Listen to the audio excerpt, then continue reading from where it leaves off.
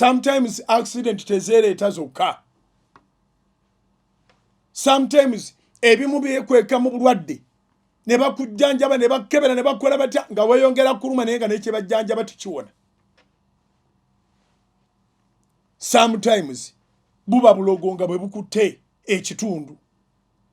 Bayibuli etugamba nti ffe tetumeggana na mubiri na musaayi, not at all, wabula tumeggana n'abaamasaza, tumeggana n'amaanyi gano ag'ekizikiza. Abefeso essula ey'omukaaga, Abefeso, Ephesians chapter 6 verse 12. Ephesians chapter 6 verse 12. Ndi mukubikula nawe kyemanyi oli mukubikula. Abefeso yaddirira Abagalatiya. Bw'olaba ku Bagalatiya manya nti ozaako Befeso. Abefeso essula ya mukaaga olunyiriro lw'12. Bayibuli etulaga nti tuli bamegganyi. We are wrestlers. Tuli balwanyi. Era totuulangaawo nolowooza nti Mukama alina kyagenda okukola nga oli mu comfort zone. Totuulangaawo nolowooza nti Mukama alina kyagenda okukola ng'omumwa gwo teguwummula, ng'olya buli ekikusala mu maaso. Toyinza kusabako, toyinza kusiibako, toyinza kwegayirirako, toyinza kwewaayo kadde kawanvu. Awo kitegeeza nti olutalo lukulemye.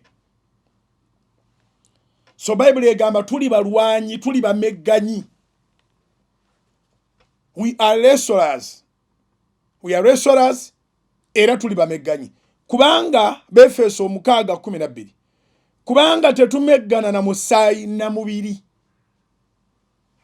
Era mu kintu kino togenda n'okuba muntu kikonde naye owangula byakukola.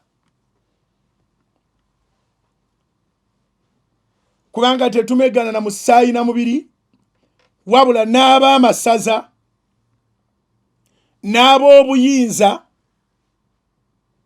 n'abafuga ensi. Si abafuga ensi mu bukulembeze obw'enjawulo, wabula bano babaawula n'abafuga ensi ab'omu kizikiza kino. Ekizikiza kibi nnyo nti kyonoonya tosobola kukiraba bwe wabaawo ekizikiza.